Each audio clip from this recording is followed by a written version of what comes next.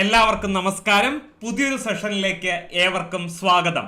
നമ്മൾ ഇന്ന് ചർച്ച ചെയ്യുന്നത് HSA മലയാളം പരീക്ഷയുടെ ഡേറ്റും കാര്യങ്ങളൊക്കെ വന്നു കഴിഞ്ഞിട്ടുണ്ട്. HSA മലയാളത്തെ ഗൗരവപൂർവം പരിഗണിക്കുന്നവർ ഒരു കാരണവശാലും വിട്ടുകളയാൻ പാടില്ലാത്ത ചില ചോദ്യങ്ങളും അനുബന്ധ വസ്തുതകളുമായിട്ടാണ് നിങ്ങൾക്ക് മുന്നിൽ എത്തിയിരിക്കുന്നത്. ഏവർക്കും സ്വാഗതം.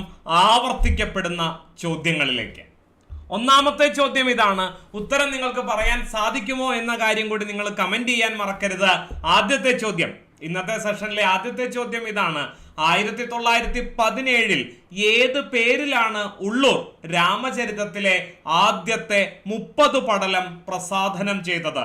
പ്രഭാത നക്ഷത്രം, പ്രാചീന മലയാള മാതൃകകൾ, ഇരാമചരിതം, പെരുമാൾ തിരുമൊഴി. ഏതാണ് ശരിയായ ഉത്തരം? ശരിയായ ഉത്തരം നിങ്ങൾ കിട്ടിയോ? കിട്ടിയെങ്കിൽ നിങ്ങൾ അത് മാർക്ക് ചെയ്തതിന് ശേഷം മാത്രം അടുത്ത സ്ലൈഡ് കാണുക. അടുത്ത സ്ലൈഡിൽ എന്തുണ്ടാകും? ഉത്തരം മാർക്ക് ചെയ്തിട്ടുണ്ടാകും. അപ്പോൾ ഉത്തരം കിട്ടിയെങ്കിൽ ഒരു കടലാസിൽ എയോ ബിയോ സിയോ ഡിയോ ഏതാണ് ശരി ഉത്തരം എന്ന് വെച്ചാൽ അത് എഴുതി സൂക്ഷിക്കുക. അതിനുശേഷം അടുത്ത സ്ലൈഡ് കാണുക. 1917 ഉള്ളൂര് രാമചരിതത്തിലെ ആദ്യ 30 പടലം പ്രസാധനം ചെയ്തത് ഏത് പേരിലാണ് എന്നാണ് ചോദ്യം. ഉത്തരത്തിലേക്ക് കടക്കുന്നു. ശരിയായ ഉത്തരം പ്രാചീന മലയാള മാതൃകകൾ. പ്രാചീന മലയാള മാതൃകകൾ എന്ന പേരിലാണ് 1917 ഉള്ളൂര് രാമചരിതത്തിലെ ആദ്യത്തെ 30 പടലങ്ങൾ പ്രസാധനം ചെയ്തത്. വളരെ പ്രധാനപ്പെട്ടത്, പരീക്ഷയ്ക്ക് ആവർത്തിച്ച് ചോദിച്ചിട്ടുള്ളത്. നമ്മളെ സംബന്ധിച്ചിടത്തോളം ഈ മുൻകാല ചോദ്യ പേപ്പറുകൾ പരിശോധിക്കുമ്പോൾ അതിനെ ഒരുപാട് റെഫർ ചെയ്യണം എന്നൊക്കെ എല്ലാവരും പറയാറുണ്ട് അല്ലേ? എന്താണ് ഇതുകൊണ്ട് ഉദ്ദേശിക്കുന്നത്? അവശേഷിക്കുന്ന 3 ഓപ്ഷനുകൾ അതെന്തുകൊണ്ട് അവിടെ വന്നു എന്നറിഞ്ഞിരിക്കേണ്ട ബാധ്യത കൂടി നമുക്കുണ്ട്. അപ്പൊ ഇനി നമ്മൾ ചർച്ച ചെയ്യാൻ പോകുന്നത് എന്താണ് ഈ പ്രഭാത നക്ഷത്രം, ഇരാമചരിതം, പെരുമാൾ തിരുമൊഴി എന്നിവ കൂടി നമുക്ക് ചർച്ചയ്ക്ക് എടുക്കേണ്ടതുണ്ട്. നമുക്ക് നോക്കാം. രാമചരിതത്തിന്റെ പ്രസിദ്ധീകരണം വിശദമായ വ്യാഖ്യാനത്തോടു കൂടി അവതരിപ്പിച്ചത് ആരാണ്? PV കൃഷ്ണൻ നായരാണ്. PV കൃഷ്ണൻ നായരാണ് കൈരളി പദ്യസാഹിത്യത്തിലെ പ്രഭാത നക്ഷത്രം എന്നെന്തിനെ വിശേഷിപ്പിച്ചത്? രാമചരിതത്തെ വിശേഷിപ്പിച്ചത്. ഉള്ളൂർ എങ്ങനെയാണ് വിശേഷിപ്പിച്ചത്? പ്രാചീന മലയാള മാതൃകകൾ എന്ന പേരിലാണ് ഉള്ളൂർ രാമചരിതത്തെ പ്രസാധനം ചെയ്തതെങ്കിൽ PV കൃഷ്ണൻ നായരിലേക്ക് വരുമ്പോ കൈരളി പദ്യസാഹിത്യത്തിലെ പ്രഭാത നക്ഷത്രം എന്നാണ് രാമചരിതത്തെയും അതുപോലെ തന്നെ രാമചരിത കർത്താവായ ചീരാമ കവിയെയും ആര് വിശേഷിപ്പിച്ചത്? PV കൃഷ്ണൻ നായർ വിശേഷിപ്പിച്ചത്. ഇത് തിരിച്ചും മറിച്ചും ഒക്കെ പരീക്ഷയ്ക്ക് ചോദിക്കാൻ സാധ്യതയുണ്ട്. ആ പ്രാധാന്യം കണക്കിലെടുത്തുകൊണ്ട് വേണം പഠിക്കാനായിട്ട്. കൈരളി പദ്യസാഹിത്യത്തിലെ പ്രഭാത നക്ഷത്രം എന്ന് വിശേഷിപ്പിച്ചത് രാമചരിതത്തെയാണ്. PV കൃഷ്ണൻ നായരാണ്. രാമചരിതം ഒരു വിമർശനാത്മക പഠനം എന്ന ഗ്രന്ഥത്തിലാണ് ഇങ്ങനൊരു വിശേഷണം ആര് കൊടുത്തത്? PV കൃഷ്ണൻ നായർ കൊടുത്തത്. അതുപോലെ ചീരാമ കവിയാണ് കേരള ചോസർ അല്ലെങ്കിൽ മലയാളത്തിന്റെ ചോസർ എന്ന് എല്ലാവർക്കും അറിയാം. അങ്ങനെയെങ്കിൽ ആരാണ് ചീരാമ കവിയെ അങ്ങനെ വിശേഷിപ്പിച്ചത്? ഉള്ളൂർ S പരമേശ്വരയ്യരാണ്. കേരള സാഹിത്യ ചരിത്രത്തിലാണ് ചീരാമ കവിയെ മലയാളത്തിന്റെ ചോസർ എന്ന് ഉള്ളൂർ വിശേഷിപ്പിച്ചത്. നമുക്കറിയാം, മലയാള സാഹിത്യത്തിൽ പദ്യസാഹിത്യത്തിന്റെ തുടക്കം എന്ന് പറയുന്നത് രാമചരിതത്തിലൂടെയാണ് അല്ലെ? മലയാള ഭാഷയുടെ പിതാവ് എന്നറിയപ്പെടുന്നത് എഴുത്തച്ഛനാണ്. ഗദ്യസാഹിത്യത്തിന്റെ പിതാവ് എന്നറിയപ്പെടുന്നത് കേരളവർമ്മ വലിയ കോയി തമ്പുരാനാണ്. അതുപോലെ പദ്യസാഹിത്യത്തിന്റെ പിതാവ് എന്നറിയപ്പെടുന്നത് കണ്ടുകിട്ടിയിട്ടുള്ളതിൽ വെച്ച് ഏറ്റവും പഴക്കം ചെന്ന മലയാള കൃതിയായ രാമചരിതത്തിന്റെ കർത്താവായ ചീരാമ കവിയാണ്. അപ്പോ എപ്രകാരമാണോ ആംഗലേയ സാഹിത്യത്തിൽ പദ്യസാഹിത്യം ആരംഭിച്ചത്, എങ്ങനെയാ? ജെഫ്രി ചോസറിലൂടെ. അതിന് സമാനമായിട്ട് മലയാളത്തിൽ പദ്യസാഹിത്യത്തിന്റെ പ്രാരംഭം ചീരാമ കവിയിലൂടെ ആയതിനാലാണ് ഉള്ളൂർ ചീരാമ കവിയെ എങ്ങനെ വിശേഷിപ്പിച്ചത്? മലയാളത്തിന്റെ ചോസർ അഥവാ കേരള ചോസർ എന്ന് വിശേഷിപ്പിച്ചത്. ഇതൊക്കെ പരീക്ഷയ്ക്ക് ചോദിക്കാൻ സാധ്യതയുള്ള ചോദ്യങ്ങളാണ്. മറ്റൊന്ന്, ഇപ്പോ PV കൃഷ്ണൻ നായരെ കുറിച്ച് പറഞ്ഞു അല്ലേ? PV കൃഷ്ണൻ നായർ രാമചരിതം പ്രസാദനം ചെയ്തതിനെ കുറിച്ച് പറഞ്ഞു. അതുപോലെ ഉള്ളൂര് പ്രസാദനം ചെയ്തതിനെ കുറിച്ച് പറഞ്ഞു. ഇതൊന്നും പൂർണ്ണമായിരുന്നില്ല അല്ലെ? പൂർണ്ണമായിട്ട് രാമചരിതം പൂർണ്ണമായി മുദ്രണം ചെയ്ത വ്യക്തി ആരാണ്? സാംബശിവ ശാസ്ത്രിയാണ് കേട്ടോ. സാംബശിവ ശാസ്ത്രി ചേരുംപടി ചേർക്കുക പോലെയുള്ള ചോദ്യങ്ങൾ നമ്മുടെ പരീക്ഷയ്ക്ക് ചോദിക്കുമ്പോൾ ഒരു വശത്ത് രാമചരിതവും മറുവശത്ത് സാംബശിവശാസ്ത്രിയും വരാൻ സാധ്യതയുണ്ട്. ആ ബന്ധം അറിഞ്ഞിരിക്കണം. രാമചരിതം പൂർണ്ണമായി മുദ്രണം ചെയ്തത് ആരാണ്? സാംബശിവ ശാസ്ത്രിയാണ്. അതുപോലെ ഓപ്ഷനിൽ ഇരാമചരിതം എന്നുണ്ടായിരുന്നു അല്ലെ. ഇരാമചരിതം എന്ന പേര് കൊടുത്തത് ആരാണ്? ഗുണ്ടർട്ടാണ്. എവിടെയാണ് രാമചരിതത്തെ ഇരാമചരിതം എന്ന് ഗുണ്ടർട്ട് വിശേഷിപ്പിച്ചിരിക്കുന്നത്? നോക്കിക്കേ, മലയാളത്തിലെ ആദ്യ കൃതിയാണ് രാമചരിതം എന്ന് മലയാള നിഘണ്ടുവിന്റെ മുഖവുരയിൽ ഗുണ്ടർട്ട് രേഖപ്പെടുത്തിയിട്ടുണ്ട്. അദ്ദേഹമാണ് ഇരാമചരിതം എന്ന പേര് കൊടുത്തതും ആദ്യം പണ്ഡിത ശ്രദ്ധയിൽ കൊണ്ടുവന്നതും. അപ്പൊ രാമചരിതത്തിലെ വിദേശ മിഷണറിയായ ഗുണ്ടർട്ടിനും വളരെ പ്രാധാന്യമുള്ള ഒരു സ്ഥാനമാണുള്ളതെന്ന് തിരിച്ചറിയുക. അദ്ദേഹത്തിന്റെ മലയാള നിഘണ്ടുവിന്റെ മുഖവുരയിൽ രാമചരിതം എന്ന കൃതിയെക്കുറിച്ചുള്ള സൂചനയിൽ നിന്നാണ് രാമചരിതത്തിന്റെ പ്രാധാന്യം നമ്മളടക്കമുള്ള മറ്റുള്ളവർ തിരിച്ചറിഞ്ഞതും അത് വെളിച്ചത്ത് കൊണ്ടുവന്നതും. അപ്പോ അദ്ദേഹത്തിന്റെ മലയാള നിഘണ്ടുവിന്റെ മുഖവുരയിലാണ് രാമചരിതത്തെ ഇരാമചരിതം എന്ന് പേര് കൊടുത്ത് വിശേഷിപ്പിച്ചിട്ടുള്ളത്. കിട്ടിയല്ലോ. പിന്നെ രാമചരിതത്തിൽ കൂത്തരങ്ങിന്റെ സ്വാധീനം കാണാമെന്ന് അഭിപ്രായപ്പെട്ടത് ആവർത്തിച്ച് ചോദിച്ചിട്ടുള്ളതാണ്. HSA പരീക്ഷയിൽ മാത്രമല്ല, നെറ്റ് പരീക്ഷയിലും ഇതേ ചോദ്യം വന്നിട്ടുണ്ട്. രാമചരിതത്തിൽ കൂത്തരങ്ങിന്റെ സ്വാധീനം കാണാമെന്ന് അഭിപ്രായപ്പെട്ട വ്യക്തി ആരാണ്? നടുവട്ടം ഗോപാലകൃഷ്ണനാണ്. നടുവട്ടം ഗോപാലകൃഷ്ണൻ. അതുപോലെ രാമചരിതത്തിന്റെ സ്ഥിതി നാളികേര ഭാഗമാണ് എന്ന് അഭിപ്രായപ്പെട്ടത് ആരാണ്? ഡോക്ടർ KM ജോർജ് ആണ്. എന്താണ് നാളികേര ഭാഗം? കഷ്ടപ്പെട്ടാൽ മാത്രം ആസ്വദിക്കാൻ തക്കതായുള്ളത്, അതിനെയാണ് നാളികേര ഭാഗം എന്ന് പറയുന്നത് കേട്ടോ. അതായത് നാളികേരം, തേങ്ങയ്ക്ക് എന്തുണ്ട്? മടലുണ്ട്, ചിരട്ടയുണ്ട്. ഇത് രണ്ടും കഴിഞ്ഞാലാണ് നമുക്ക് ആ മധുരമുള്ള തേങ്ങാപ്പീരയും അതുപോലെ തന്നെ തേങ്ങാ വെള്ളവും ലഭിക്കൂ എന്ന് പറയുന്നത് പോലെ അതിലേക്ക് ആഴത്തിൽ ഇറങ്ങിച്ചെന്നാൽ മാത്രം ആസ്വദിക്കാൻ തക്കതായ ഒരു കൃതിയാണ് രാമചരിതം എന്നഭിപ്രായപ്പെട്ടത് ഡോക്ടർ KM ജോർജ് ആണ്. ഇതൊക്കെ പരീക്ഷയ്ക്ക് വരാൻ സാധ്യതയുള്ളതാണ്.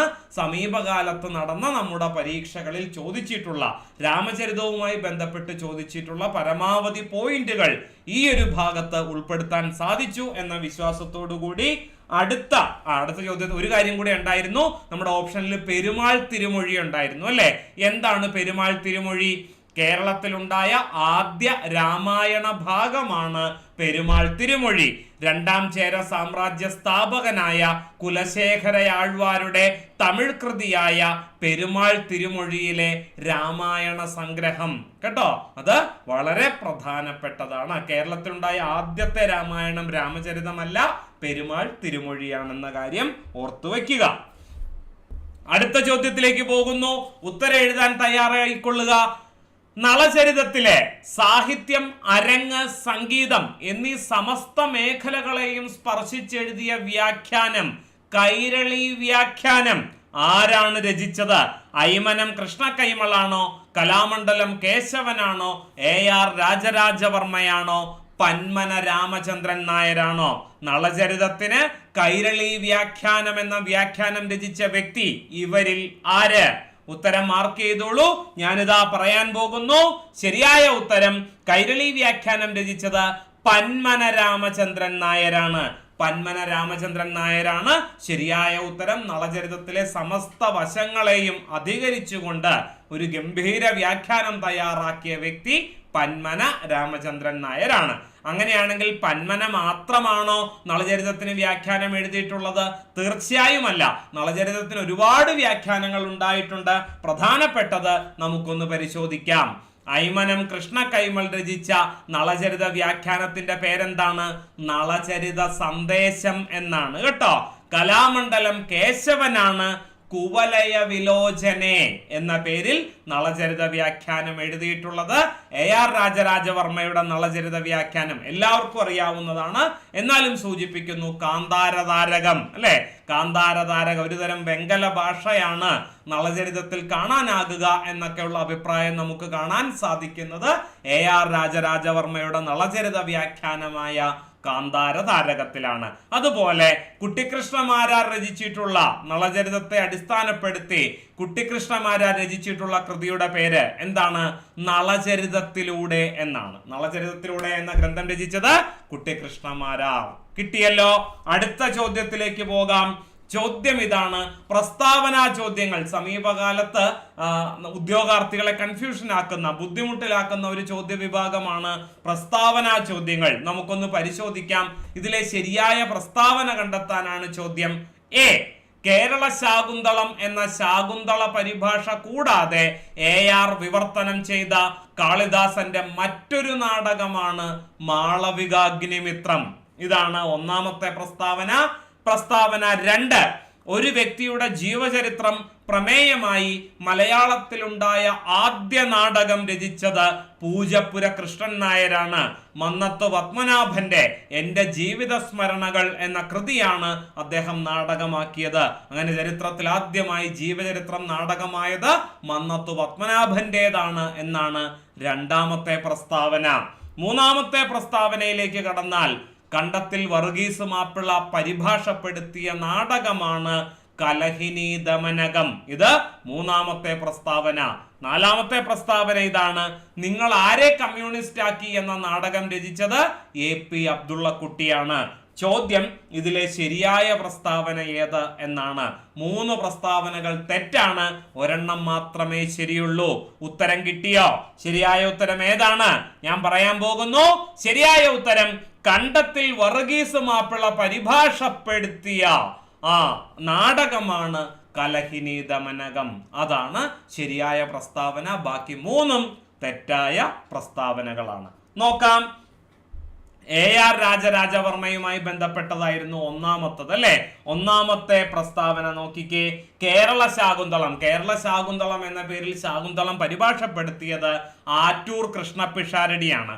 AR രാജരാജവർമ്മ ശാകുന്തളം പരിഭാഷപ്പെടുത്തിയത് ഏത് പേരിലാണ്?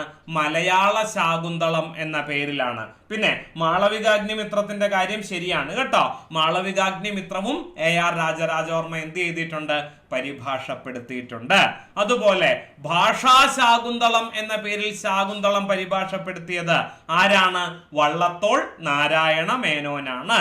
അദ്ദേഹം വാൽമീകി രാമായണം മലയാളത്തിലേക്ക് പരിഭാഷപ്പെടുത്തിയതിന്റെ പേരിലാണ് വള്ളത്തോൾ നാരായണ മേനോനെ കേരള വാൽമീകി എന്ന് വിളിക്കുന്നത്. കേരള വാൽമീകി എന്ന വിളിപ്പേര് വള്ളത്തോളിനേക്കാൾ ചേരുന്നത് നമ്മുടെ കുമാരനാശാനാണ് എന്ന് സുകുമാർ അഴീക്കോട് അഭിപ്രായപ്പെട്ടിട്ടുണ്ട് കേട്ടോ. അടുത്തത് കേരള ശാകുന്തളം നേരത്തെ സൂചിപ്പിച്ചതുപോലെ ആറ്റൂർ കൃഷ്ണപിഷാരടിയാണ്. പക്ഷേ കൗതുകകരമായ കാര്യം, ഇവരാരുമല്ല ആദ്യമായിട്ട് കാളിദാസ ശാകുന്തളം മലയാളത്തിലേക്ക് പരിഭാഷപ്പെടുത്തിയത് എന്നുള്ളതാണ്. അഭിജ്ഞാന ശാകുന്തളത്തിന് മലയാളത്തിൽ ആദ്യമുണ്ടായ മലയാള വിവർത്തനം, അതിന്റെ കർത്താവ് ആരാണ്? കേരളവർമ്മ വലിയ കോയി തമ്പുരാനാണ് കേട്ടോ. അതുകൊണ്ടാണ് അദ്ദേഹത്തെ എന്ത് വിളിക്കുന്നത്? കേരള കാളിദാസൻ എന്ന് വിളിക്കുന്നത്. കേരള കാളിദാസൻ എന്ന അപരനാമത്തിൽ അറിയപ്പെടുന്നത് കേരളവർമ്മ വലിയ കോയി തമ്പുരാൻ.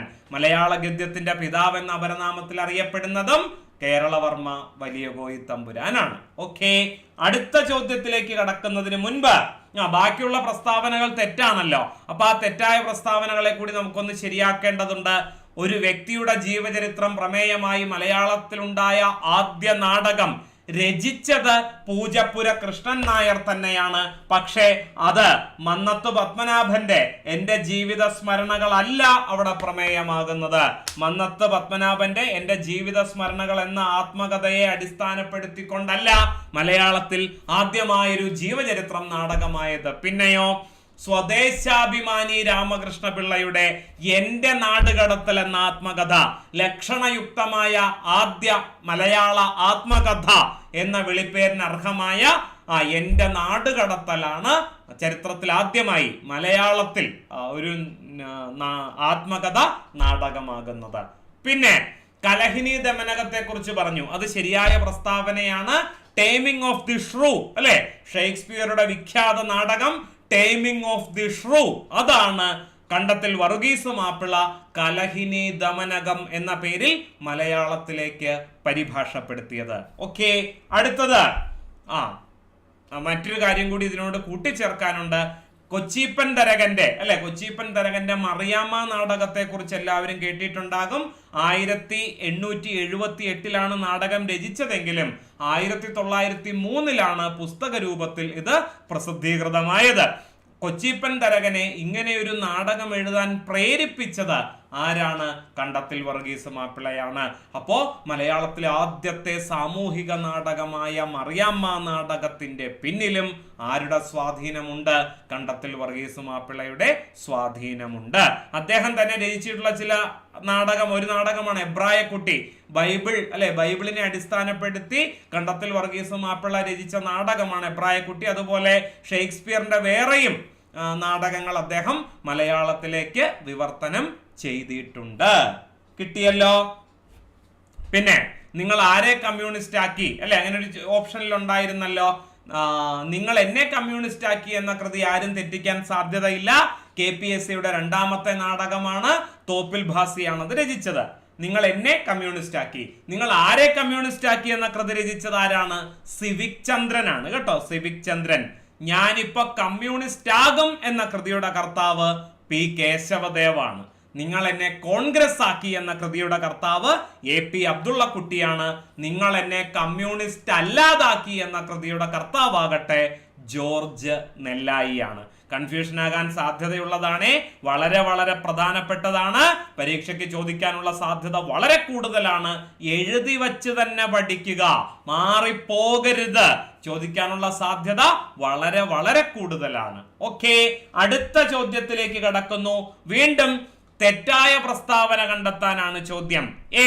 വൈലോപ്പിള്ളിയുടെ കുടിയൊഴിക്കലിന് നാടക രൂപാന്തരം നൽകിയത് E. രാജരാജേശ്വരിയാണ്. Option B. തകഴിയുടെ തോട്ടിയുടെ മകൻ നാടകമായപ്പോൾ അതേ പേരിൽ അത് സംവിധാനം ചെയ്തത് അഭിലാഷ് പിള്ളയാണ്. പിന്നെ സി. ബഷീറിന്റെ പ്രേമലേഖനം അതേ പേരിൽ നാടകമായപ്പോൾ രചന നിർവഹിച്ചത് മണക്കാട് ബഷീറും സംവിധാനം ചെയ്തത് സൂര്യ കൃഷ്ണമൂർത്തിയുമായിരുന്നു. Option D.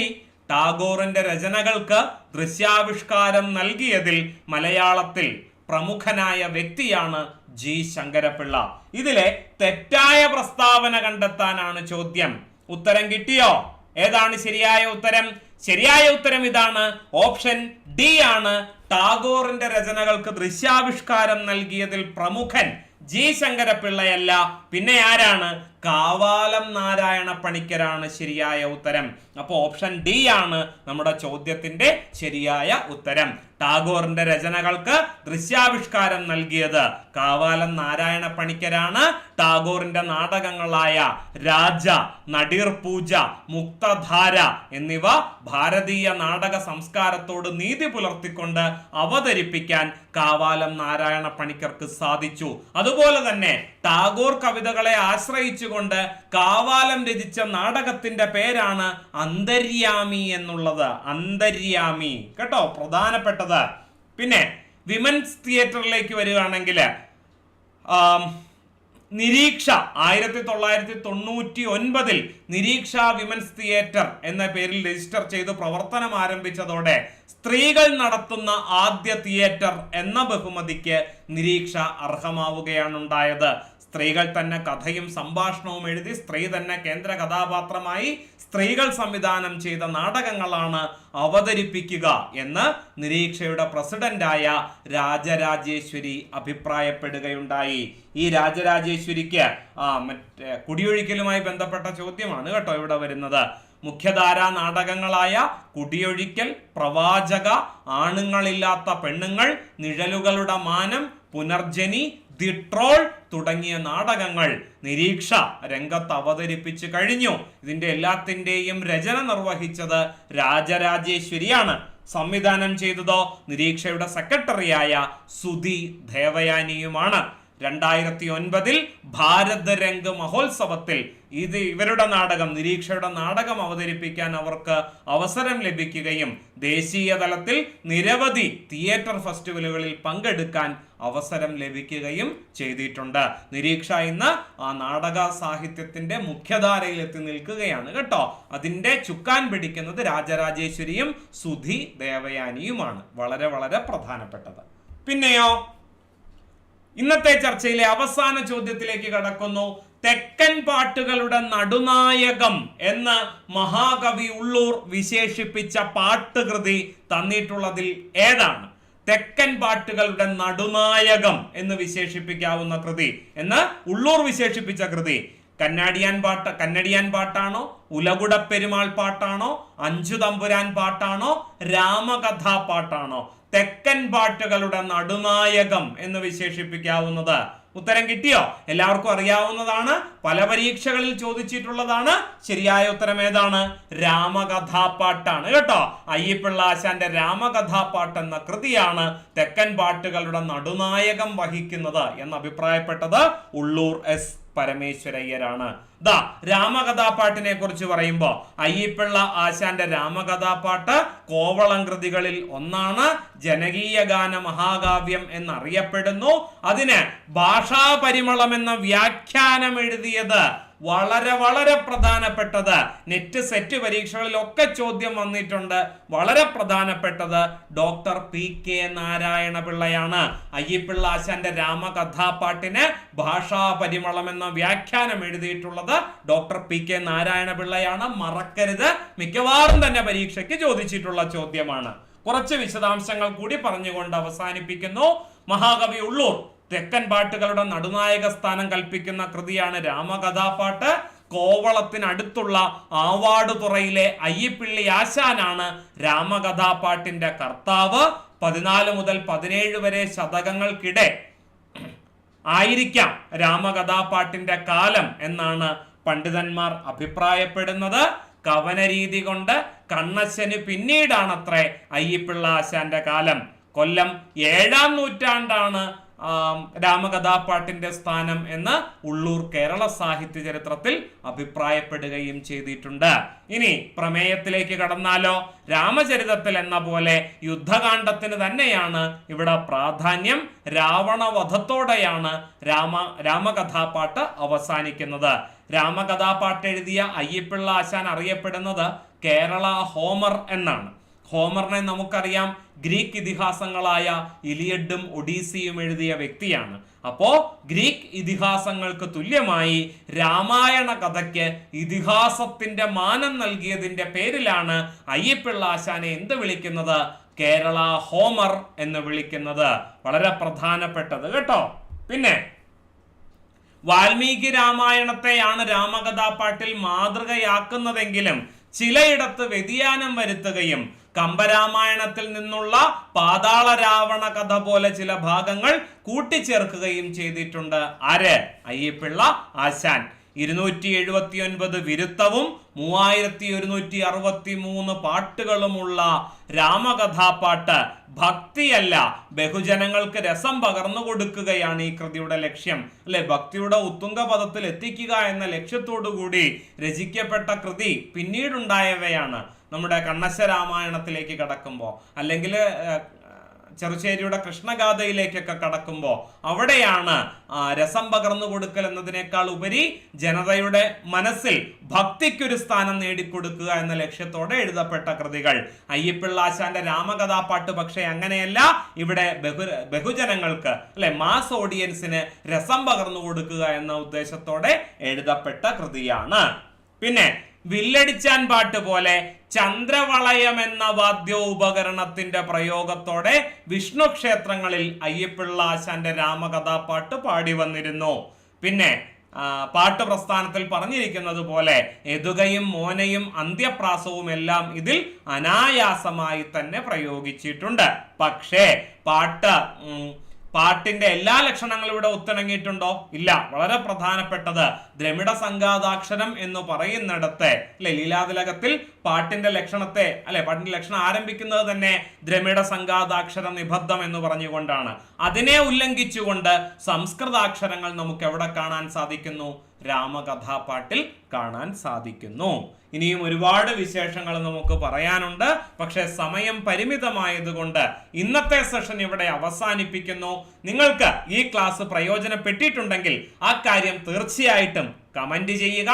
ഇതിന്റെ തുടർഭാഗങ്ങൾ കാണാനായിട്ട് നമ്മുടെ HSA മലയാളം, അല്ലെ, ചോദ്യങ്ങൾ നിങ്ങൾക്ക് ലഭിക്കുന്നതിന് വേണ്ടിയിട്ട് എൻട്രിയുടെ ടീച്ചിങ് ചാനൽ ഇപ്പോൾ തന്നെ സബ്സ്ക്രൈബ് ചെയ്യുക, ബെൽ ബട്ടൺ അമർത്തുക. ഓക്കെ, അപ്പൊ വീണ്ടും നമുക്ക് ഇതുപോലെ കാണാം, ചർച്ച ചെയ്യാം. ഒരു കാരണവശാലും വിട്ടുകളയാൻ പാടില്ലാത്ത മലയാളത്തിലെ HSI ചോദ്യങ്ങളുമായി.